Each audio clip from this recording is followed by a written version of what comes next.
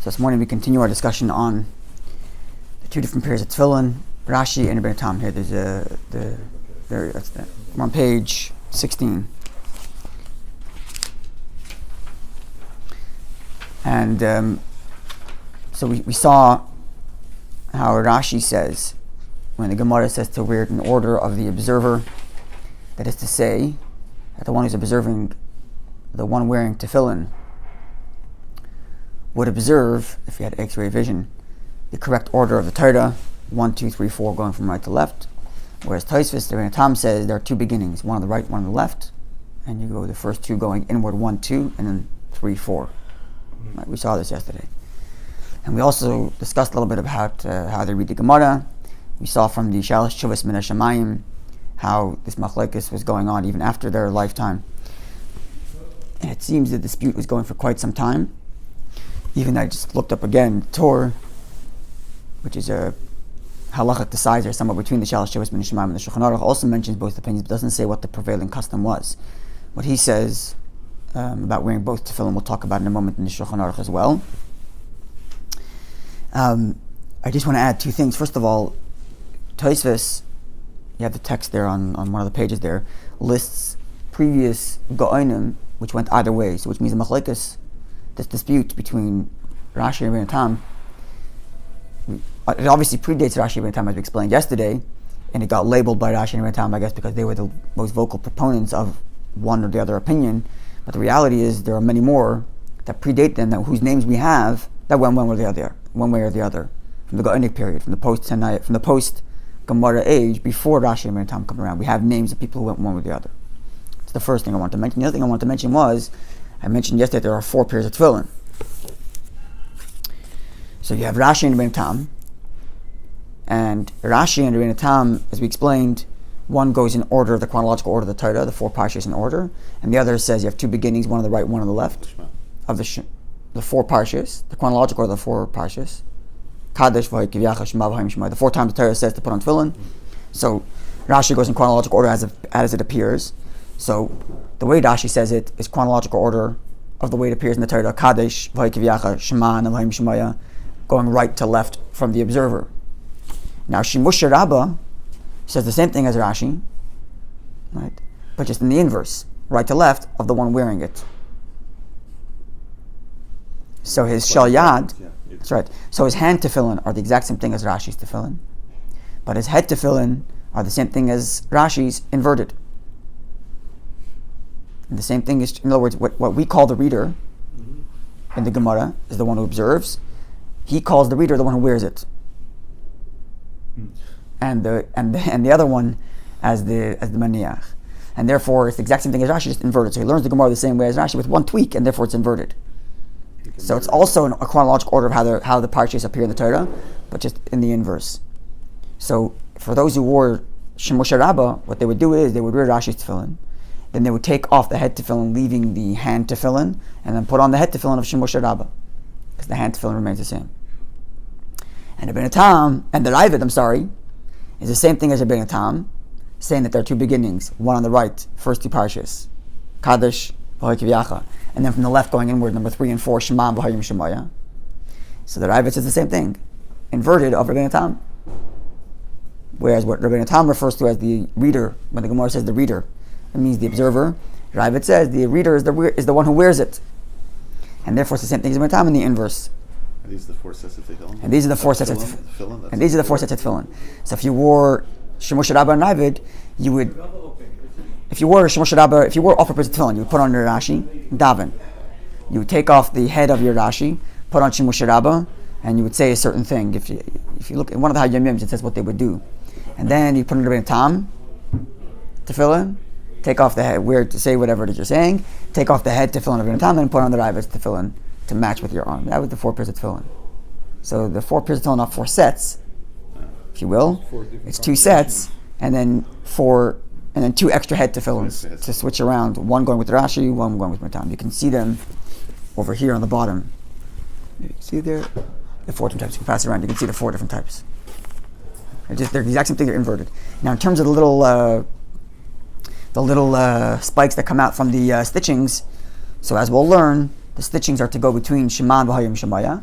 And therefore, depending on where you put Shema V'Hayim Shemaya, your stitching will pop out a different location in your tefillin.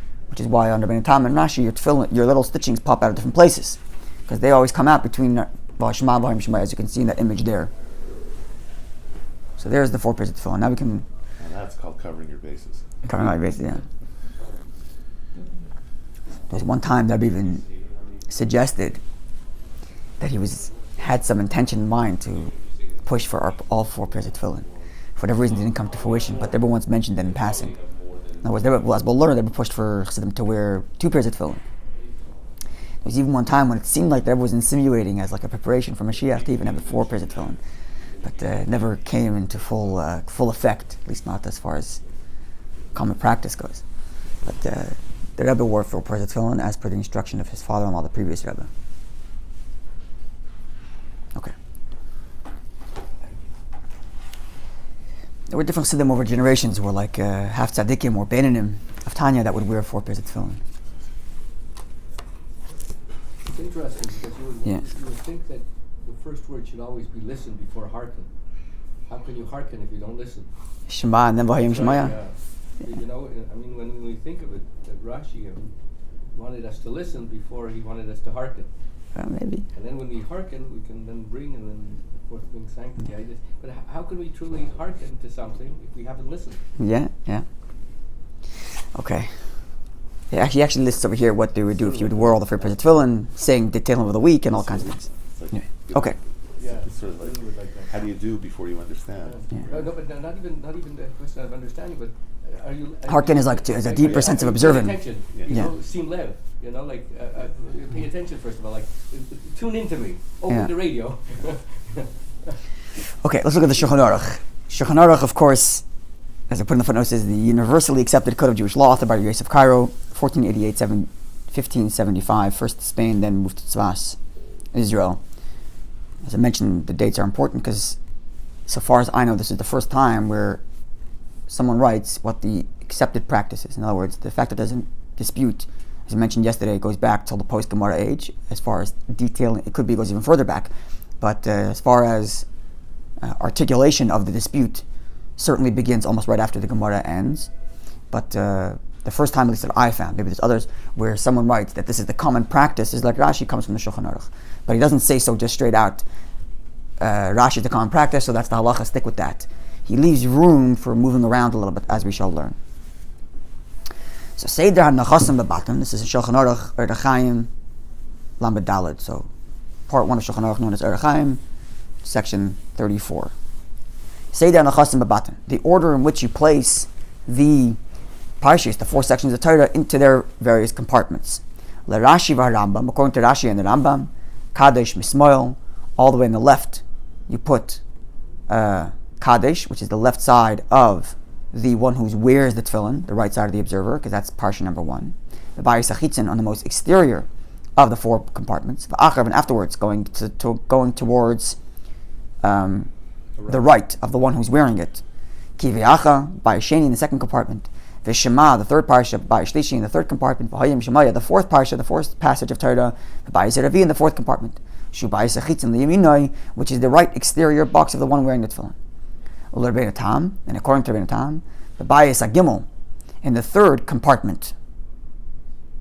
So the first 2 going from left to right of the wearer are the same as Rashi, Kadesh and V'Hayim Kivyacha. But number 3 is where he switches it. Number 3 is V'Hayim Shemaya. So parsha number 3 goes into parsha number 4. Goes into box number 3, going from left, right? Because he's Bayis Hadalad in the fourth compartment. Shu Achitzim, which is the exterior of the right of the one wearing it. Shema is parsha number 1 or parsha number 3. Shema. Now here is the first time where we see the following words: Uminag ha'olam, and the common practice, popular practice, is Kerashi v'Rambam, is to follow Rashi and Rambam. So here, obviously, in other words, the Shulchan Aruch is not telling you, I think you should follow Rashi and Rambam.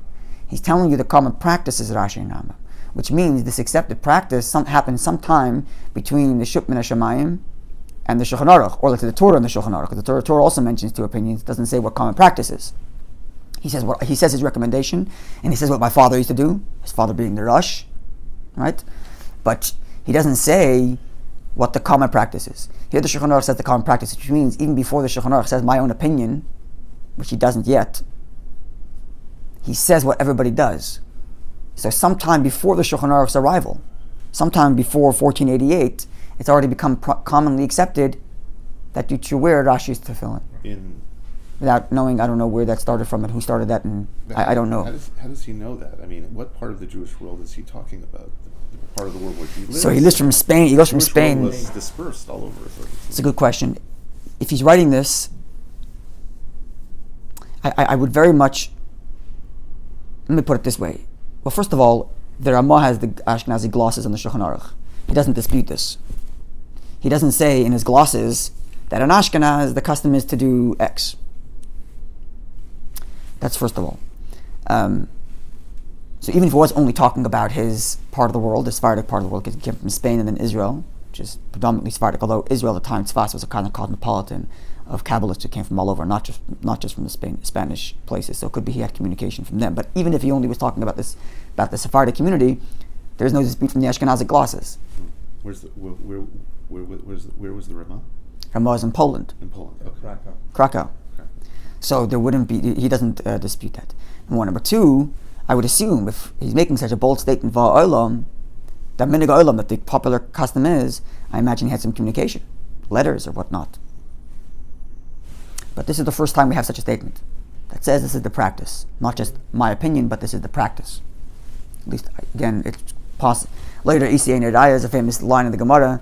Someone who says, I have not seen is not a proof of that it doesn't exist. In other words, the fact that I say I haven't seen something doesn't mean it doesn't exist.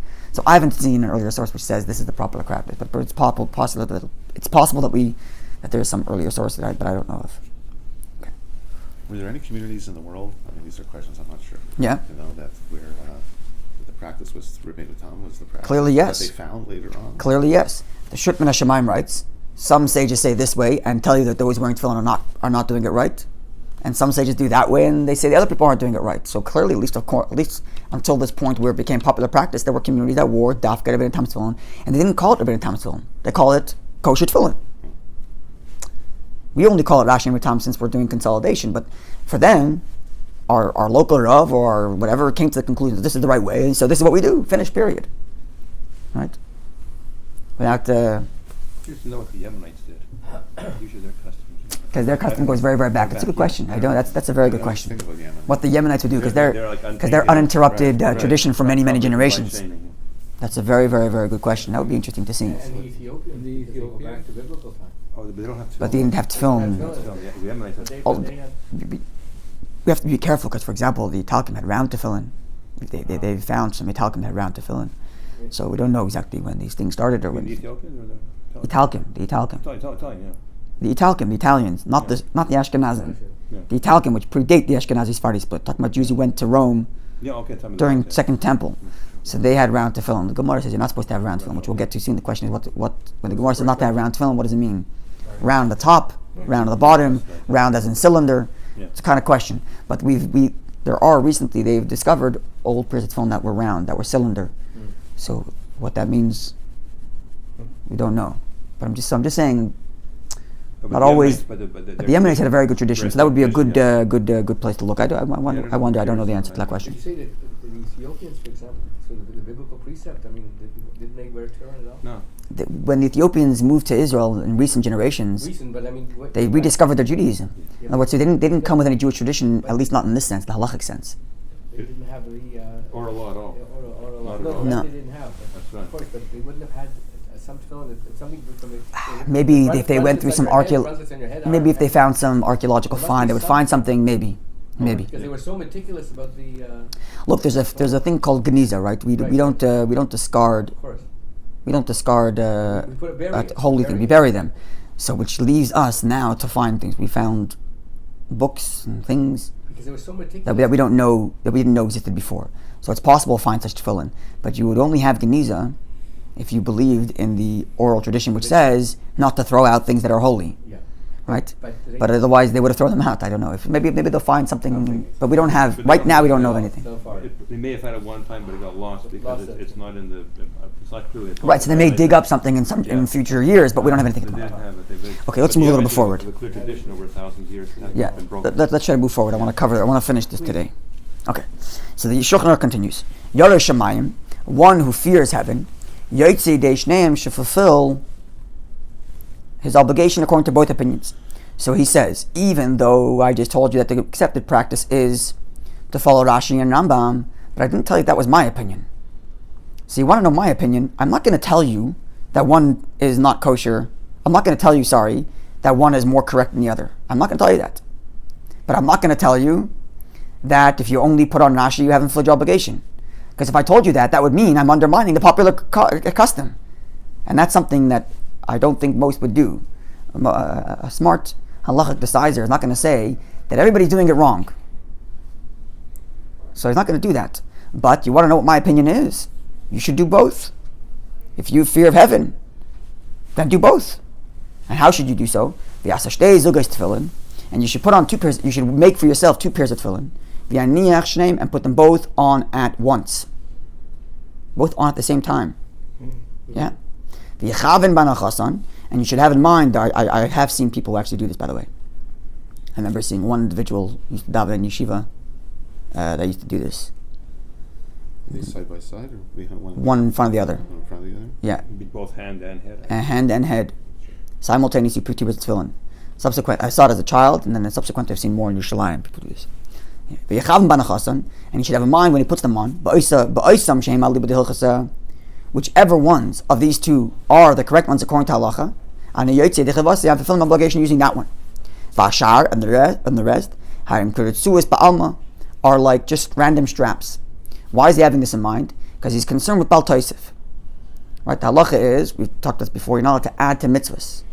So here it might seem like he's adding to mitzvahs. We're going to see that some people disagree with this, but the Shulchan Aruch is saying that wearing 2 pairs of tefillin and thinking they're both kosher might be an issue of adding to mitzvahs. And therefore what should you do? You put them both on, and you have in mind that whichever ones are the kosher ones, that's the one I'm fulfilling my obligation with, and the other one are just random straps. So if you asked each pair of tefillin, have we added to you? They would each say no, because each one is only valid on condition that it's correct, if you will. And thus nothing's being added, because the other one is just random straps. He's not considering it a mitzvah. It's only considered adding to a mitzvah. You only violated the commandment not to add to a mitzvah if in your intention you are fulfilling your obligation with this thing. We need to say, if I felt that in order for my mezuzah to be kosher, I had to have 3 sections of the Torah in there. That would be adding to mitzvah. But if I had 2 mezuzahs on it, not necessarily. I don't want to make that a blanket statement, because there are those which say that could be a problem. But in any case, ideally it's not. If I put tzitzis on 5 corners, that would be another example. Torah says 4, and I added 5. But here, he's not saying that I need to have 4 pairs of 4 parshas. He's not saying that I have to have 8 sections of the Torah written on my hand to fulfill the obligation. I'm acknowledging that I only need 4. I just don't know which of the 4. So I'm saying if this one's kosher, the other one's nothing. It's just straps. And if this one's kosher, then the other one's just random straps. So each one is looking at an independent mitzvah, not one big mitzvah that I've done too much of. Following? Same consideration for some opinions of the 8th day of Sukkot. Because you said 7th day. It's a suffix. It's a suffix, so we do something not because of the mitzvah. That's correct. Yeah, the Gemara, you feel it with me? Bal Tosef is very specific. In order to violate the commandment of not to add to mitzvah, I have to assume that what I'm doing now, in order to fulfill my obligation, I must do more than the mitzvah says to do. And I'm not doing that here. The kavanah, it's an intention in my mind. It's all about my intention. My intention has to be that in order for me to fulfill my obligation, I have to do more than the Torah says. But I'm not doing that here. I'm just not sure which one. You mean his kavanah has to change during? No, he has one. No, he has when he puts them on. He has in mind that whichever of these 2 are correct, that's the one I fulfill my obligation with, and the other one are just random straps in my arm, not tefillin. So he himself is saying, I'm not sure which one is correct. That's correct. Okay. And therefore each pair of tefillin is only there on condition that the other one is not correct. And thus he hasn't added to his mitzvah, because he's only fulfilling his mitzvah with one of them. He's just not sure which one. Okay. And he continues, because the Gemara mentions, as we'll learn, there's place in the head, there's enough place on the head between the space of where the tefillin has to go, as we'll learn later in the Gemara. Shnei tefillin for both pairs of tefillin, for 2 pairs of tefillin. V'chein b'zera, likewise in the arm. So the tefillin has to be somewhat smaller than the ones that Chabad make, which are quite big. Okay, so that's ideally. Ideally, you should have both pairs of tefillin at once. This is what the Shulchan Aruch says. If he doesn't know how to properly place 2 pairs of tefillin, he doesn't know how to, get the precision and the location to have both of them at once. Put on whichever one you want first. In other words, the Shulchan Aruch is so clear that he doesn't see one as more valid than the other, that he doesn't even tell you put Rashi on first. Put any of them. Put whichever one you want on first. V'yasalka miyad, and take them off right away. So you put one on, whichever one it is. Make a bracha, and take them off right away. And then put right away the other one on. Al smach bracha rishona, with the intention that the bracha you made on the first one extends to the second one too. Which, by the way, we should do. Those who do it Rabbeinu Tam, the bracha you make for Rashi covers Rabbeinu Tam as well. And this could change every day? Sorry? For this guy, one day he could put this one on, the other day he could put that one on? Almost sounds like that. It's like, right? But it would, although one might argue that you have to stick with one, which is what we do. We make the bracha dafka and Rashi. But the Shulchan Aruch is not 100% clear about that. V'yesh others say, if he can't put them both on at once.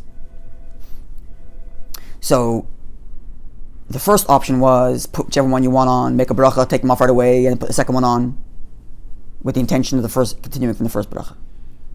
Others say that if you can't put them both on at once, do something else, and this is what we do.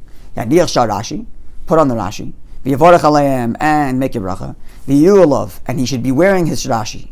B'shas krishma, while he's saying Shema, v'tefillah and prayer, which is basically what we do.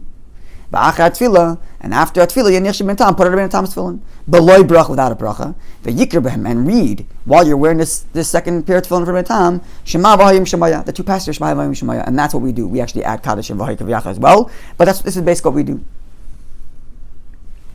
So at this point, you would imagine that the Shulchan Aruch's opinion is that each pair of tefillin is equal understanding. He has no opinion as to what's more correct than the other.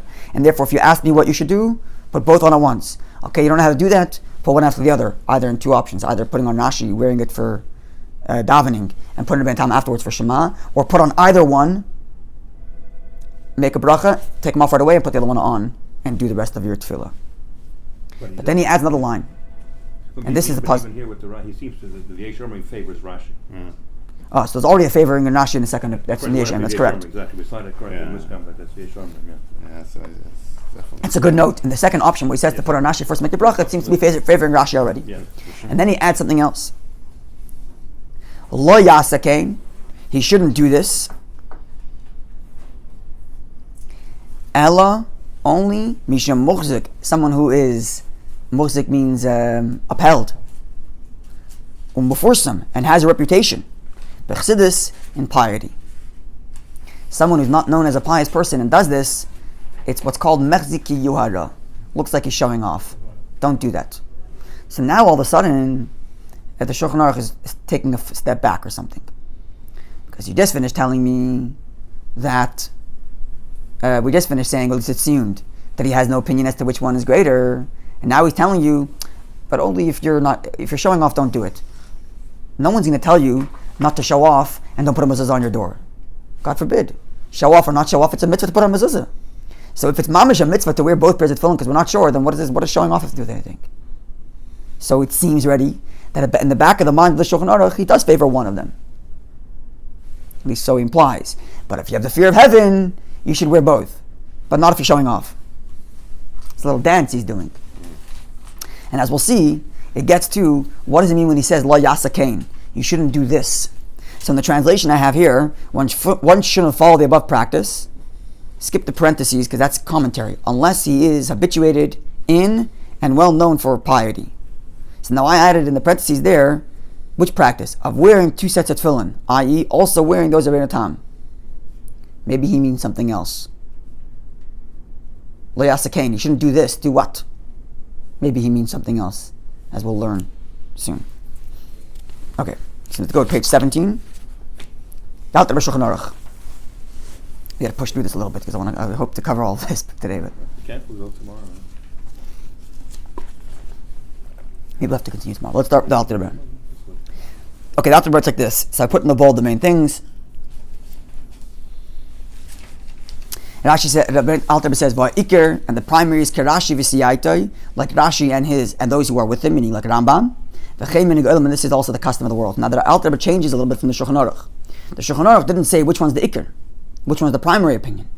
The Shulchan Aruch just says what the practice is. And the common practice is like Rashi. But the Alter Rebbe adds another line here. I have another word. Va'ikir Kerashi. Primary is like Rashi. So that's not a commentary on practice, it's a commentary on halacha. So the Alter was telling us not just that the common practice is like Rashi, but actually the primary halacha is like Rashi. Taking a step further than the Shulchan Aruch. Right? Va'af became nonetheless, Kiv and Tefillin elu psul min ha'Torah tam, because Rashi's Tefillin, which I just told you is the primary halachic opinion, but according to Ben Tam, those Tefillin are completely invalid v'siyaitu, according to his opinion. Meaning to say like this, it's not a question of a nuance, as if to say, we agree on what the primary way to do of tefillin is. Or I agree with you that all kinds of tefillin are kosher. But this is the better way. That's not Rabbeinu Tam's view.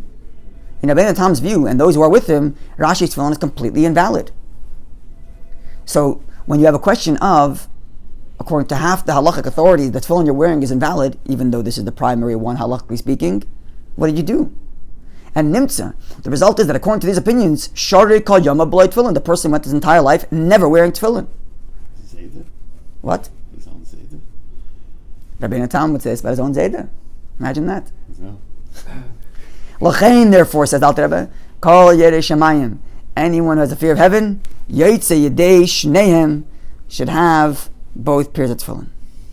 Should wear both pairs of tefillin. And then he goes on to say the same thing as the previous Shulchan Aruch, that you should wear both at once, if you can, and have in mind that one's not the other. And then he explains that if he has in mind it doesn't. He explains the issue of Bal Tosef, the issue of not adding to mitzvahs, and how because you're having a mind, you're not running into the problem of adding to mitzvahs. Okay, now let's look at the bottom line here in 17. Now, if he doesn't know how to put them both on at once, or he's afraid that he's showing off by wearing both pairs of tefillin, Rashi, he should put on Rashi, and he should make the bracha on them because they're the primary. And they are part of, and they should be upon him when he's wearing Shema and Tefillah. And after prayer, he should put on in order to fill both opinions. So what did Alter just tell us? Where's the issue of looking like you're showing off? Particularly when in actual davening, after davening is okay. The showing off, according to Alter Rebbe, is not the issue of wearing both pairs, but wearing both tefillin at once. That's where the issue of showing off is. Yeah. But putting on after, Where do you see that? Yeah. look at the bottom line. Bottom line on page 17. If he doesn't know how to properly get the right place, or if he's worried about showing off, put on Rashi, and make the bracha, is their primary, and he should wear those during prayer. After prayer, he should wear in order to fulfill the obligation according to both opinions. So where's the showing off issue? Not in wearing a tam, but in wearing both. So if you're wearing one after the other, not a problem with showing off, at least not yet. It's also adding to the Torah. Sorry? It's also adding to the Torah, going beyond the measure of Also, words. Yeah. that's what has the kavanah. But let's see. Get around the problem. You don't have kavanah. So now we're not reading everything. It's an actual command to make two. Okay, page 18. Have a good day. Page 18. I want to read one more line because I'm leaving it still a little open a little bit because the still the Alter continues. So first he says about reading Shema again when you're in the Rabbeinu Tam, and then he says Mikol Mokum, the next paragraph. I'm not reading the entire sif here, but you can read it all. It's in English and Hebrew. It's for those watching. It's Alter Rebbe Shulchan Aruch, Chaim Siman Lamed Daled Sif Daled Hey and Vav. Mikol Mokum, nevertheless, the middle paragraph on page 18. Yeah, Mikol Mokum, nevertheless. Not anybody who wants to come take God's name can come take it. and you shouldn't do so. B'makom arayim, in places where people see. Ella only mishamusik maforsim b'chsidus, only with someone who has a reputation for piety. Shekivin sha'olim legin k'Rashi, because everybody does it like Rashi. Neroilim kiyura, it seems like he's showing off. Mishachesh lachmer latme b'zeh, someone who seems to be stringent and put on a tefillin. Unless he's known to be stringent in other things as well. So now we add that it's also showing off if you wear Bentam one after the other. So twice he mentioned showing off. Once showing off if you're wearing it once, and says, okay, if you're worried about that showing off, put them one after the other. Now, if you're worried about showing off again, about wearing one after the other, then don't do it even one after the other. So it seems like there's two levels of showing off in the Alter B'Shulchan Aruch. One level of showing off is someone who knows, in other words, there's two issues of showing off here. One is showing off that I'm a machmer. Look at me, I'm so pious. Now that would be even if you put on tefillin, Rabbeinu Tam, after Rashi. Then there's another showing off. I'm showing off, look at me, I know how to put both pairs of tefillin on at once. Because there's a certain skill in knowing how to get the right location. So not only am I showing off my piety, I'm showing off my dexterity, that's the word, thank you. Dexterity in knowing how to put them on at the same time. Also, it's a longer period of time. It's all of davening too. When it wins after the other, Yeah. So two issues of showing off. Right. Going, but Yeah, but if you know the people, you see what they're doing. yeah, but it's not as late as when it's You see the one that- I know the ones that are So- the whole time. Yeah. So now, the bottom line is that even before we get to the next text, first of all, we know from the Alter Rebbe and from the previous Shulchan Aruch that anybody who has a Yir Shemaim has to put on both, and especially the way the Alter Rebbe writes it, that according to if you put on Rashi's tefillin your whole life and never put on a tam, according to half the authorities, you never put on tefillin.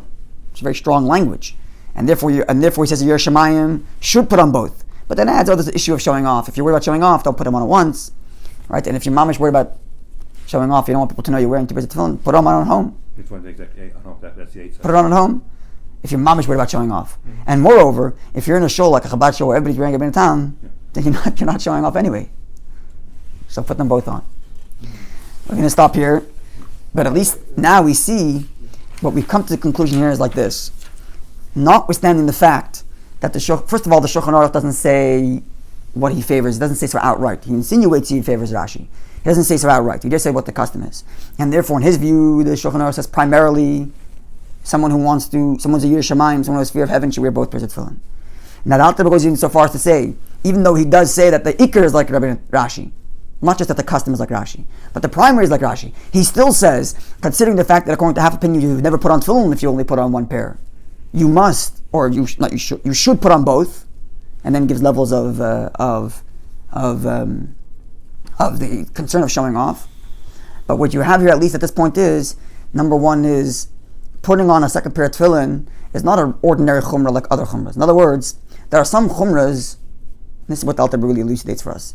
There are some chumras, there are some stringencies where you fulfilled your obligation anyway. Let's just say we talked about the chumrah of sitting in the sukkah in the rain. We had occasion to talk about that. So if you didn't sit in the sukkah in the rain, is there any view which says you didn't fulfill your obligation? God forbid. Someone who never sits in the sukkah in the rain, but sits in the sukkah every other time, according to every single opinion, he's fulfilled his obligation. But he hasn't done some stringency, some chumrah. But here, the chumrah here is a different kind. Because if a person doesn't put on a Bentam Tam, according to half opinions, he's never put on tefillin. So it's a whole different level of chumrah. And that's perhaps what Alter Rebbe stresses that. Even though I'm telling you the primary opinion is Rashi, nonetheless you should know this chumrah of putting on a Bentam Tam is not just a better way to do the mitzvah. It's a way of doing the mitzvah, period, according to half opinions. Making this chumrah much more important to do, if you will, for someone who has Yireh Shamayim. Because according to half the opinions, you haven't put on tefillin. This is very strong language.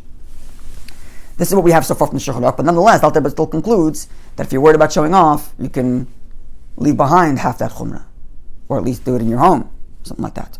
Which today, if you're living in a shul, which you're a Chabad shul, everybody wearing a Bentam anyway, there's no issue of showing off.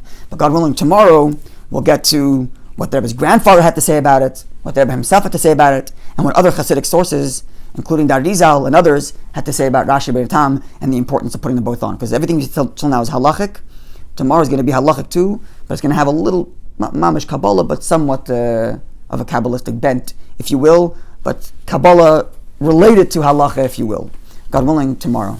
Rabbi, the reason I mentioned